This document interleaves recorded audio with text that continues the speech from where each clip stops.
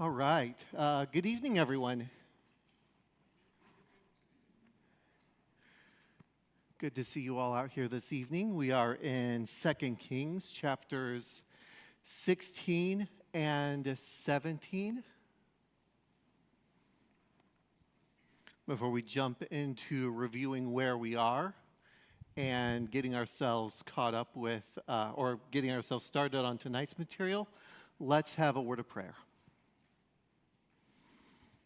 Our God, we're very grateful for you and the word that you've shared with us. We hope that our studying it will help us open our hearts to you, even when we study some of these difficult things about successions of kings and periods of history where your people weren't necessarily following what you wanted, or we see challenging things happening. We hope that we can open our hearts to it and learn from these things. We pray also that you'll be with all of the classes tonight. Help everyone who's studying with each other come to your word and grow closer to being like you. And we pray this in your Son's holy name. Amen. All right.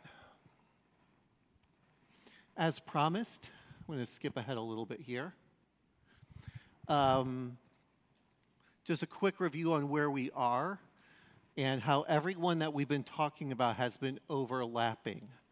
So when we first started this journey into the kings, we reviewed a little bit about how this all started as a united kingdom.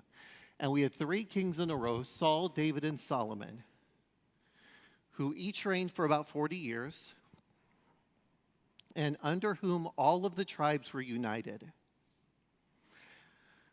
Unfortunately, even during the reigns of David and Solomon, we started to see some chinks in this whole kingdom thing.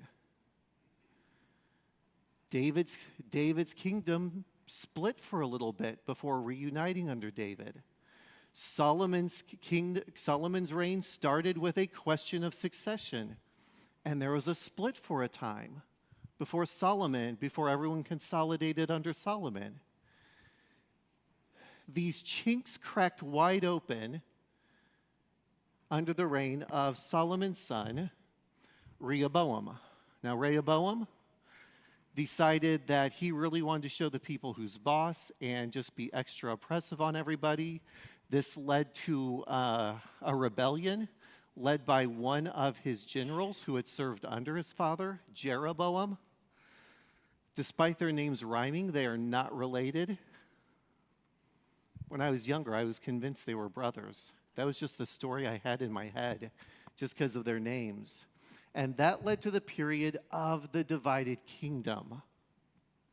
And from that period on, the books of Chronicles, 1st and 2nd Chronicles, only follow the histories of the kings of Judah. So anytime that we have a king on the bottom half of this here, the southern kingdom, then we can find passages about them in the books of Kings and the books of Chronicles. Anytime we're on the top line there, the northern kingdom, those people are only recorded in the books of Kings. The authors of Kings do mention another record of the books of the northern kingdom, the northern kings, a record of the northern kings, but we don't have that anymore. Immediately, one of the things that we see different between the two are these red X's that pop up in the northern kingdom. Those are kings who either die in battle or by assassination. And in the beginning of the southern kingdom, we don't really see that. In the northern kingdom, I didn't really code this at all to show where this happens. Dynasties change. A few kings from one family will reign, like the family of Jeroboam. Then it's going to be a few kings from the house of Omri, for example. And there are more. Dynasties keep changing in the northern kingdom. For the most part, the southern kingdom stays in the lineage or the dynasty of David, for the most part. And we hop along here, and we can see where different prophets show up. We have Elijah up there, Micaiah back there. Micaiah is also with the northern kingdom, but I had to put him under because I just ran out of room up there with the stuff that was going on with Tibni and Omri ruling at the same time, dividing the kingdom yet again for a little while before consolidating under Omri. We get Ahab there, our famous King Ahab, right? Then we see Elisha takes over from Ahab during the years of Joram. And right there with Ahaziah, the first red X in the southern kingdom, the first assassination. And then Athaliah is from the house of Omri. She's a child of Ahab, or at least was raised by Ahab, married into the southern king's family. So that's the one person in the southern kingdom who rules for a while who's not from the line of David. But then we pop back over, and Joash, remember Joash became king at 7 years old. Joash restores the line of David. Well, Jehoiada, the priest, restores the line of David by putting Joash in that position. And then things settle down for a little while, but Joash dies by assassination. That's now the third person in a row in the southern kingdom. And then we have it happen again. Amaziah, who takes over after Joash, dies by assassination. Then we get Jeroboam II up top, and he lasts longer than about any king of the northern kingdom. But then things go crazy. And Uzziah lasts longer than anyone in the southern kingdom, so he gets 2 slides. He gets a still Uzziah. And during this time, Micah and Isaiah are starting their prophet careers. Up top, Jonah, Amos, Hosea, and again, Micah is splitting time between the southern and the northern kingdoms. You guys talked about Hosea and Amos last Sunday. We talked about Jonah before that. And then we start running through kings like tissue paper in the north.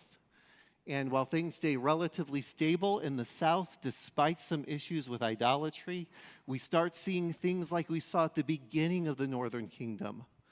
You know, they did right what they did right in the sight of the Lord, except they didn't tear down the high places. They didn't take down the places of idol worship. Those places of idol worship stuck around from the days of Athaliah pretty much through the rest of the southern kingdom, except for some exceptions. I think Hezekiah might get rid of them, but we're not to Hezekiah yet, so we don't know that.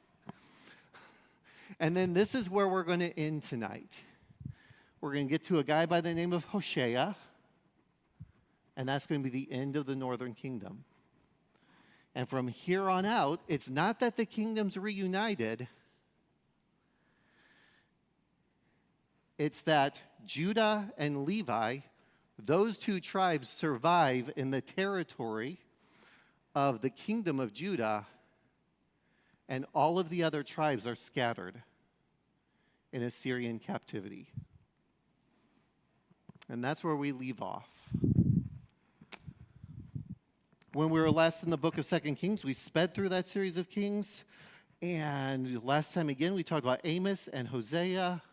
Amos, of course, focused on the ethical collapse in the northern kingdom. He condemns the rich for indulging themselves while ignoring or exploiting the poor, creating vast inequities for their own benefit. Amos condemns the rulers for behaving lawlessly while being burdensome with the people who rely on them. Power doesn't bring immunity from accountability, and God consistently condemns people who wear his name but then abuse their power. And then Amos condemns the religious of the northern tribes for valuing tradition and forms and ritual over sincerity and actually living out how they're supposed to. They were hypocritical. They would come in and do their sacrifices, and then they would go out and oppress their neighbor. Worship isn't worship when you're embracing injustice. Go ahead, John.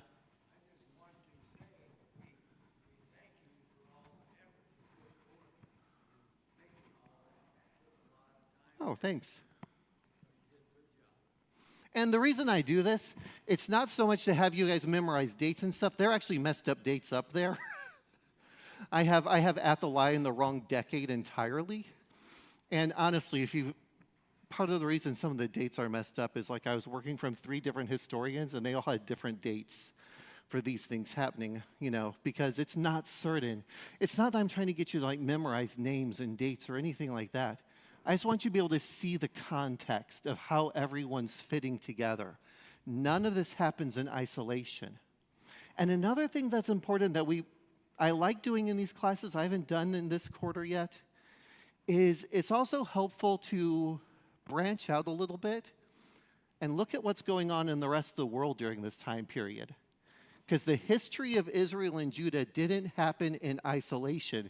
We have Chinese dynasties going on during this time period. We have Mesoamerican empires growing. We have all sorts of stuff going on in India and Africa during this time period. History is happening in parallel with everything we study here. It's not happening by itself.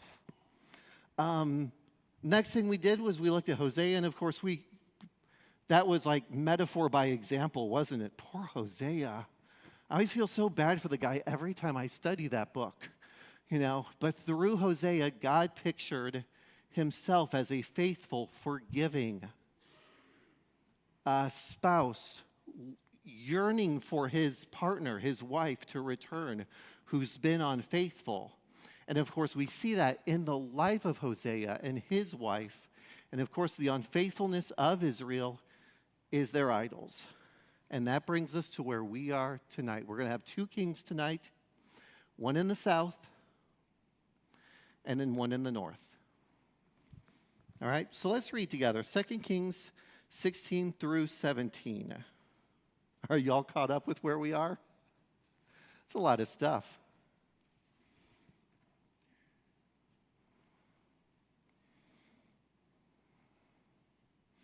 And as usual, I'm in the Christian Standard Version.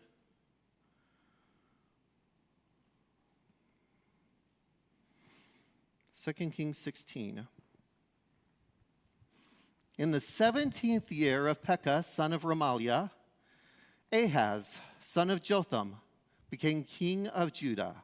Ahaz was 20 years old when he became king, and he reigned 16 years in Jerusalem. He did not do what was right in the sight of the Lord his God like his ancestor David, but walked in the ways of the kings of Israel. He even sacrificed his son in the fire,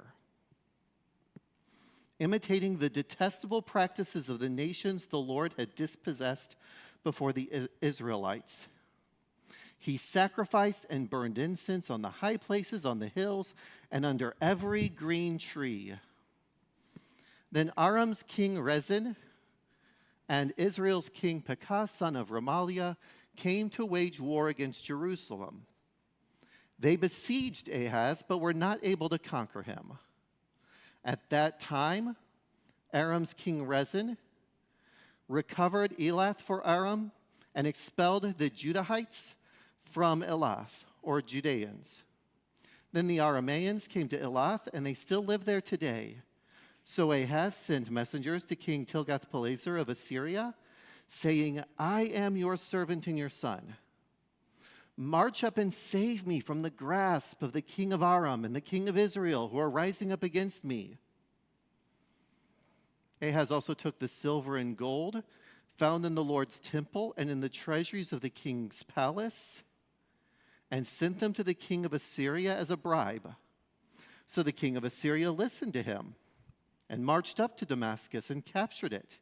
He deported its people to Kir, but put Rezin, that was the king of Aram or Syria, depending on your translation, to death. King Ahaz went to Damascus to meet King Tilgath-Pileser of Assyria. When he saw the altar that was in Damascus, King Ahaz sent a model of the altar and complete plans for its construction to the priest Uriah. I want to remind you, this is in the southern kingdom. This priest would have been a Levite, a priest of God. Uriah built the altar according to all the instructions King Ahaz sent from Damascus. Therefore, by the time King Ahaz came back from Damascus, the priest Uriah had completed it. When the king came back from Damascus, he saw the altar. Then he approached the altar and ascended it. He offered his burnt offering and his grain offering, poured out his drink offering, and splattered the blood of his fellowship offering on the altar. He took the bronze altar that was before the Lord in front of the temple, between his altar and the Lord's temple, and put it on the north side of his altar. Then King Ahaz commanded the priest Uriah, offer on the great altar the morning burnt offering, the evening grain offering, and the king's burnt offering and his grain offering. Also offer the burnt offering of all the people of the land, their grain offering and their drink offerings. Splatter on this altar all the blood of the burnt offering and all the blood of sacrifice. The bronze altar will be for me to seek guidance.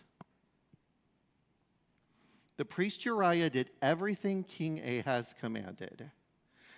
Then King Ahaz cut off the frames of the water carts and removed the bronze basin from each of them. He took the basin from the bronze oxen that were under it and put it on a stone pavement. And to satisfy the king of Assyria, he removed from the Lord's temple the Sabbath canopy they had built in the palace, and he closed the outer entrance for the king.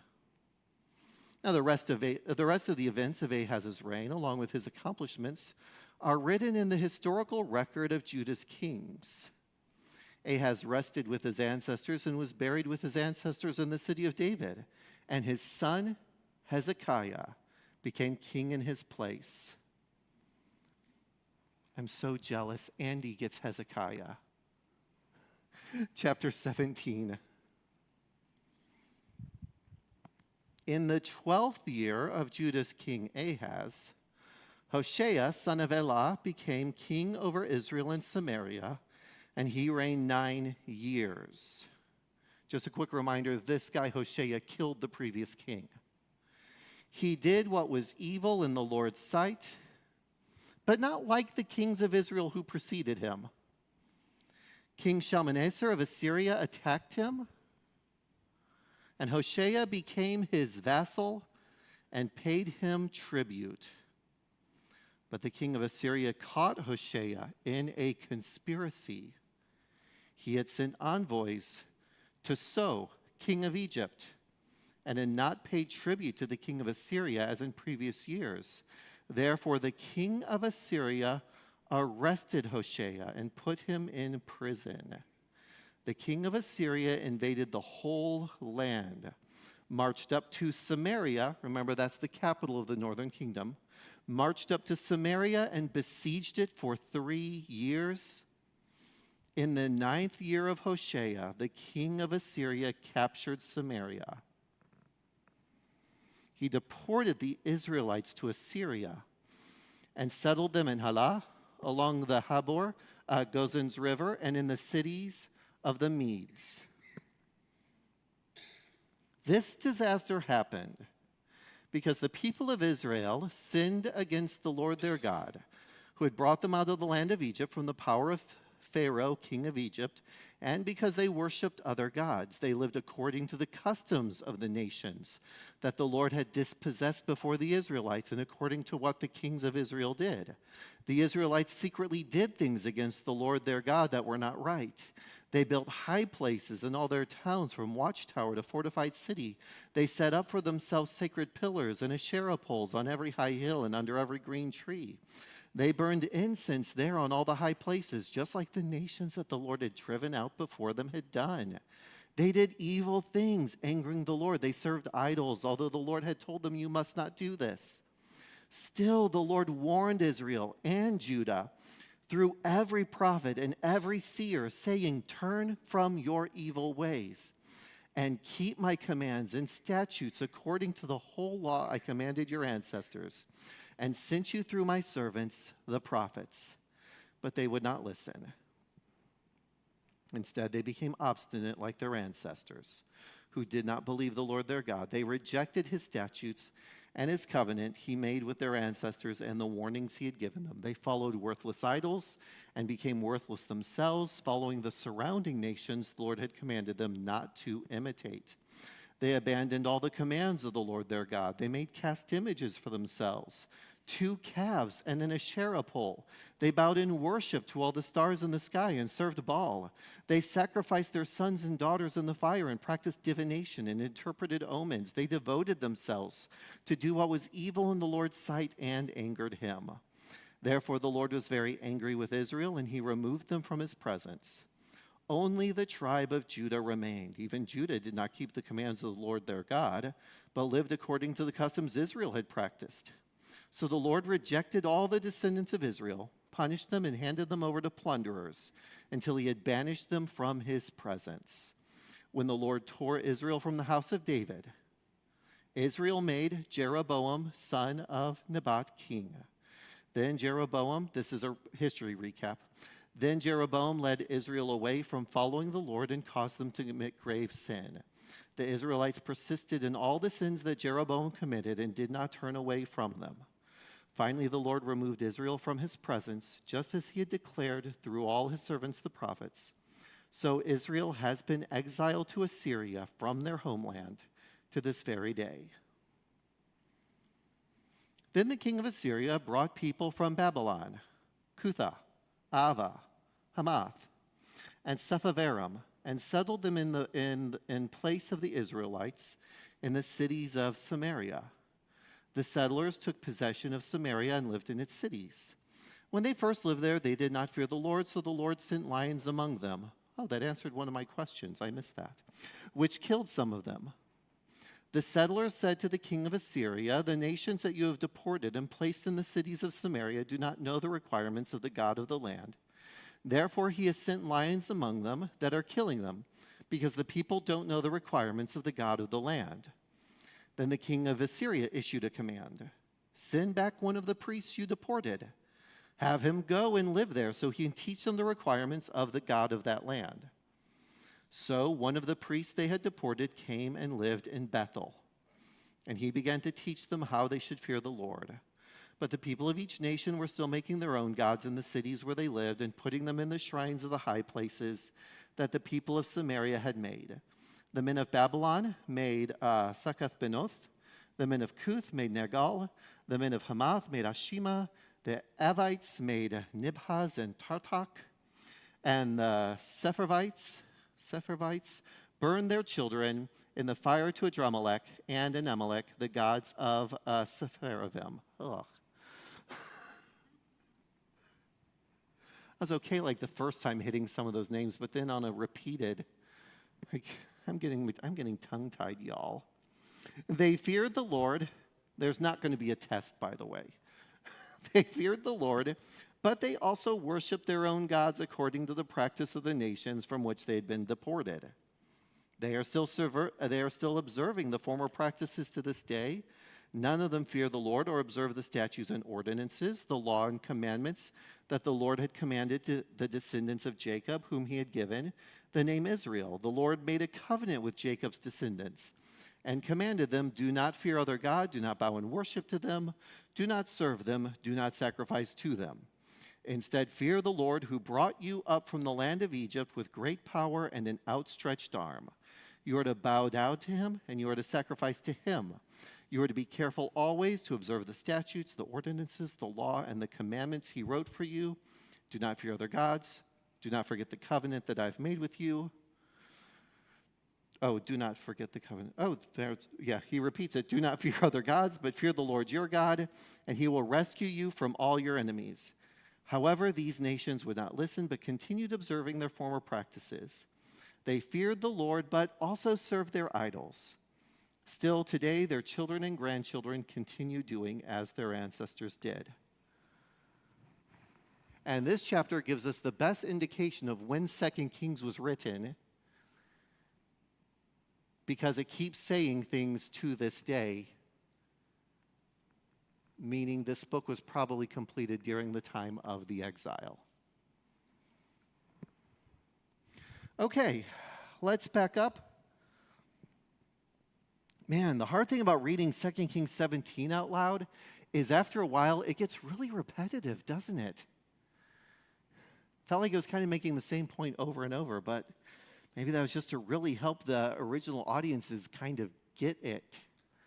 Let's get back to Judah's king Ahaz, son of Jotham, king of Judah, 20 years old when he became king. As usual, we'll talk about things that you noticed while we were reading, talk about connections that you made with other parts of Scripture. Okay, talk about any questions you had. So what do you have for me tonight? What did you notice about King Ahaz?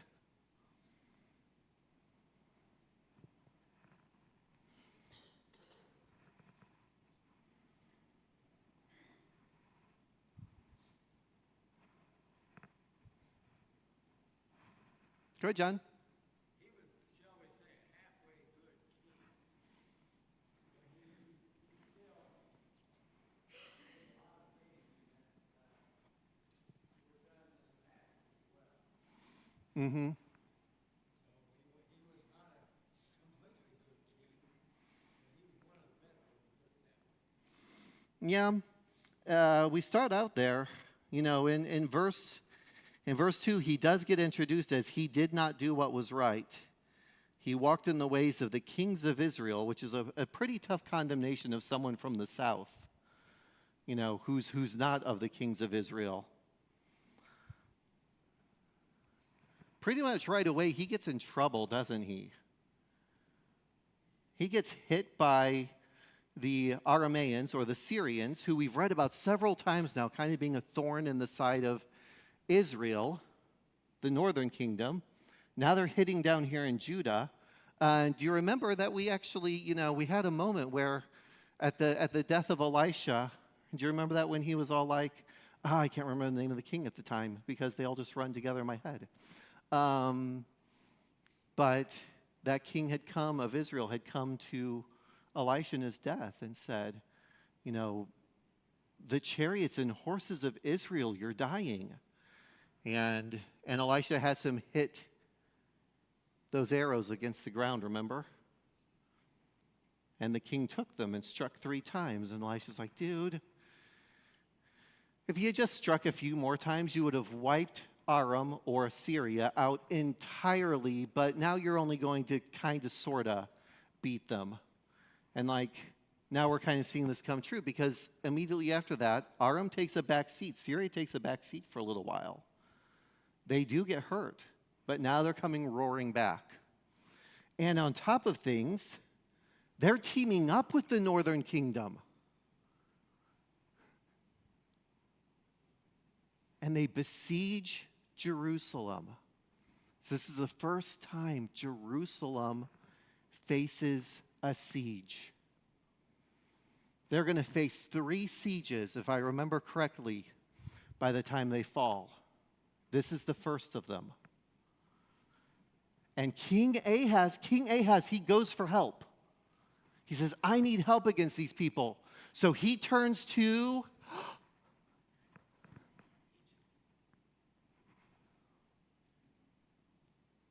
does he? Oh, yeah, okay. So in the beginning there, that is the next king, the one in the north who's going to team up with Egypt. Yeah. So you're in 17, I'm in 16. He went to thank you. He went to the Assyrians.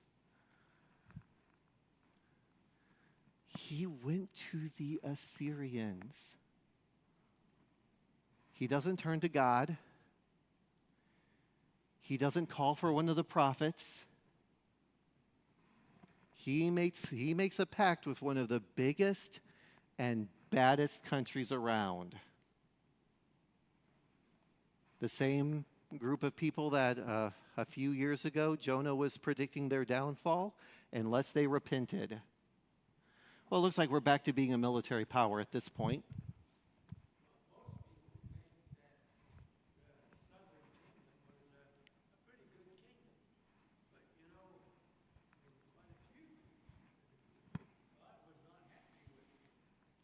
Yeah.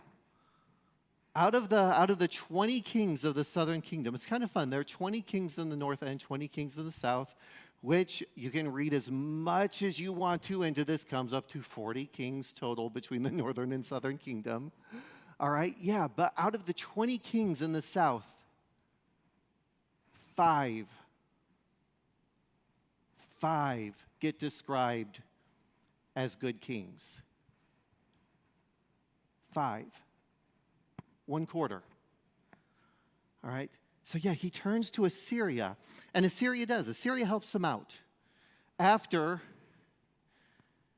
he sends gold from the temple, he sends gold from the king's treasury. This is the third time we've read about a king of Judah basically emptying the gold of the temple and the gold of the treasury to get some other kingdom to do something for them. And I'm just kind of wondering, how many times can they empty this? Like, is it diminishing returns? The first king had like this much to give, and like the next one's like this much, and now this poor guy Ahaz is all like, I've got a couple handfuls here. I know we've got decades in between for them to refill the treasuries. These didn't happen in quick successions, but it sure feels like it when reading. It's like, dude, you're emptying the treasury again? But it's not just the king's treasury. This is the third time we've seen a king of Judah go and take gold from the temple. That which is set aside for the Lord. That which is to fund the Levites and meet their needs. That which is set aside to maintain and renovate and keep the altar and the temple in good shape. That's not his money to take. And it wasn't the money of the previous couple kings who did that to take. But it's also showing us how much they're starting to view this temple and God's place of worship as like a commodity, as something that's just normal, not special. That's going to happen even more in here. So he goes up to Damascus and he meets the king of Assyria there. What did you notice about that meeting?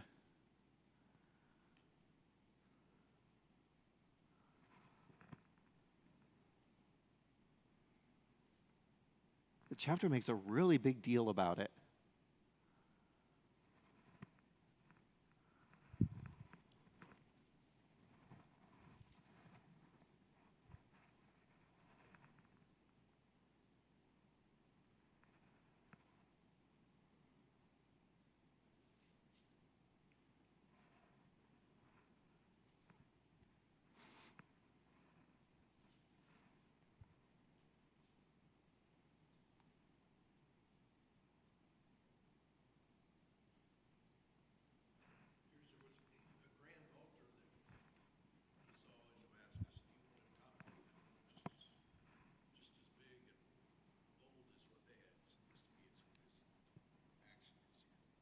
Yeah.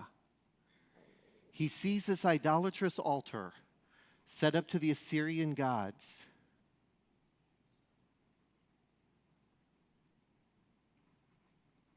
And he goes, I want that. Like, he goes above and beyond in making sure he gets exactly what he wants too. It says like King Ahaz sent a model. He sent a model of it along with plans, just in case you don't quite get this. I want you to have a visual representation of what you're doing. These are the pictures of it's the front of the Lego packet where you see the Millennium Falcon on it, and you're like, yep, that's what it's supposed to look like when I'm done. Good luck.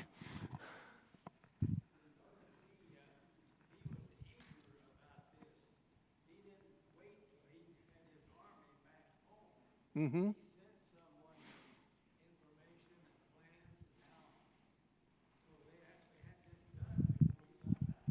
Yeah. Thanks, John. And then, yeah, he doesn't wait to get home to start construction of this. He sends the news ahead of time.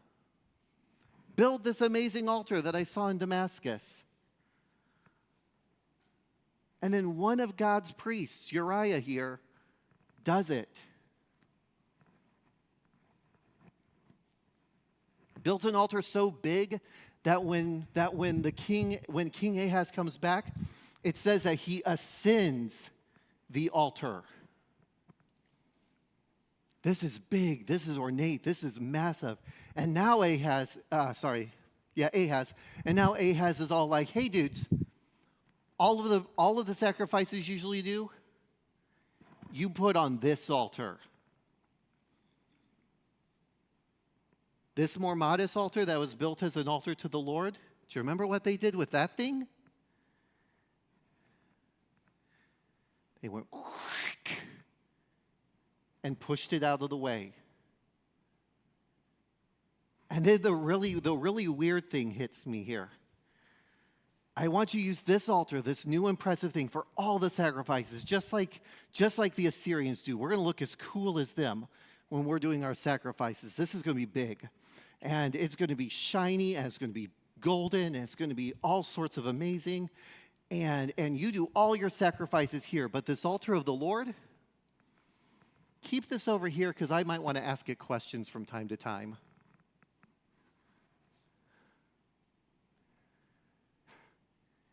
He basically relegates the altar of God to being a symbol of a fortune teller.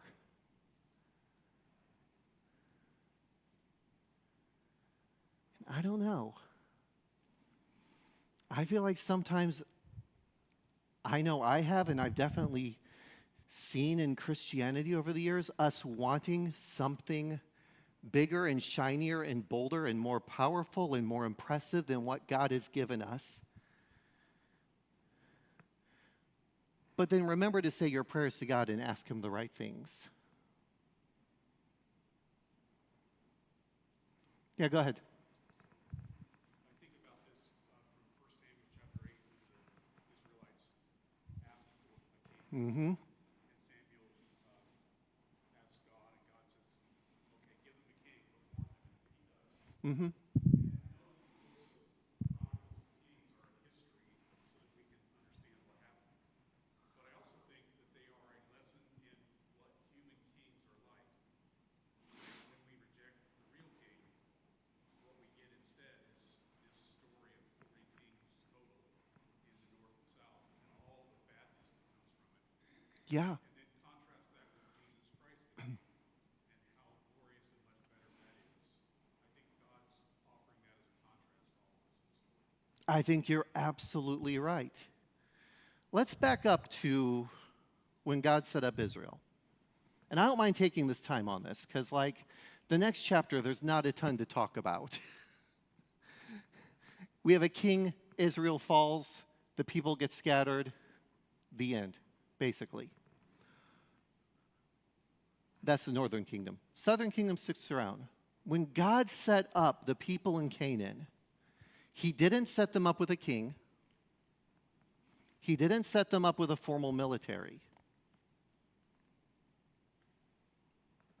He didn't set them up with any kind of formal government, actually. They were kind of this confederacy of tribes bound together by worship, by their allegiance to God. The Levites were the lawgivers, not some king, no nobles. God set up His kingdom to be powerless by worldly standards. When God gave Israel Canaan, He made them essentially a powerless nation. The only power they could have was their reliance on God. And we see in Judges, people would come, they would oppress the people of Israel, the United Tribes. God would send a deliverer. God would empower them.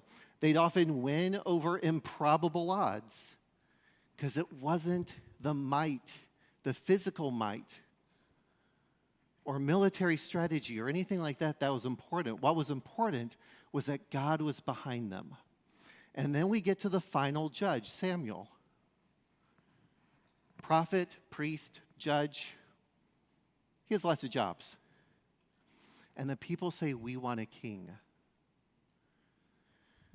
We want a king so that A, we can be like the other nations, and B, he will fight our wars for us. They wanted to be mighty. They wanted a different kind of power than God had given them. And once they got a taste of that power, it took exile to wash it out of their mouths. And when God restores the kingdom after exile, he restores Jerusalem, he restores the wall, he restores the Levites. But what does he not restore? There are no more kings. There's no more great army. He resets them. Now fast forward to the church. God set up the church through Christ as a politically, militarily powerless entity. But somewhere around the 4th century, the church got a taste for power. And what followed after that? The Holy Roman Empire, the Crusades, the Spanish Inquisition, the oppression of the Church of England.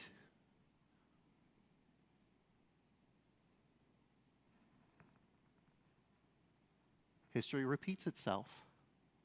Yeah, go ahead. The very first night we started this class, we were talking about give us a king like the nations around us. Mm-hmm. You know, says we were designed to have a master because we cannot self-regulate ourselves. John Acton was correct. Who's John Acton? He's the one that said power tends to corrupt, and absolute power corrupts absolutely. Mm-hmm. That's exactly what we've seen from the beginning. Man just does not have the capacity to self-regulate. And as soon as you give power, it corrupts. Yeah. It's just what we see from the beginning until probably the end. And we as God's people are not immune to that. But what we see through the prophets, through the laws, through Christ's teachings later on, is the heart he wants his people to have if they're in places of privilege and power. To care for the downtrodden, to care for the sick, to care for the foreigner, to care for the poor, to lift up those who have been made low by the world and bring down those that the world makes high. We are to be an inversion of all this. And everything we've run into so far is God's people grabbing that power and saying, I want it to be mine.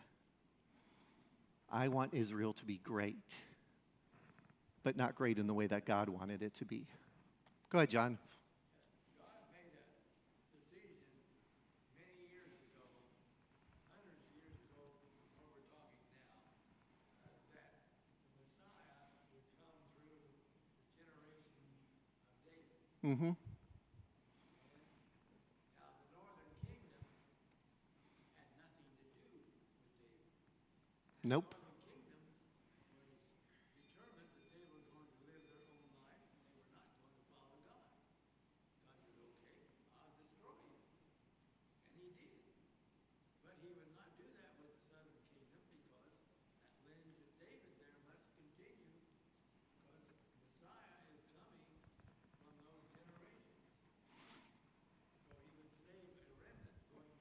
Mm-hmm.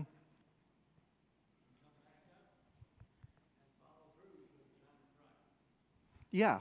So the remnant is preserved through the line of David. Now, I would like to I think it's important to realize that the remnant that comes back is comprised of people from the northern and southern kingdoms. Yeah. He reunites them again. Uh-huh. Right.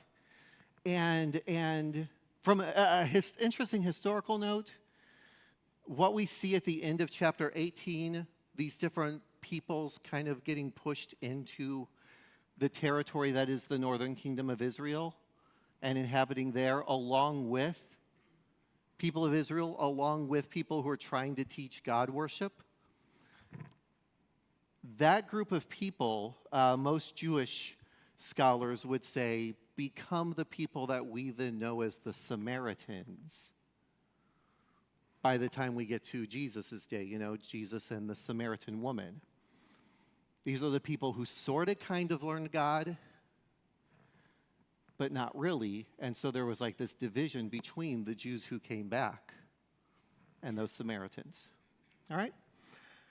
Next time we're together, we're going to be with Hezekiah. Far easier guy to study than these people. As I said, I'm jealous of Andy. Anyone want the last word before we get the bell? All right. Well, I thank you all for your participation tonight, and I hope you all have safe drive homes. Go ahead, John.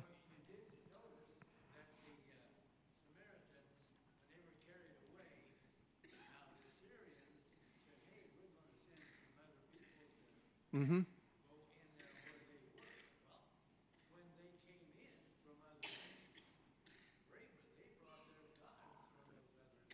Yeah.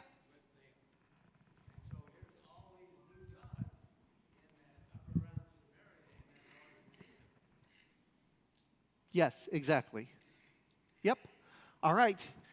Good night, everyone. Thank you so much for everything.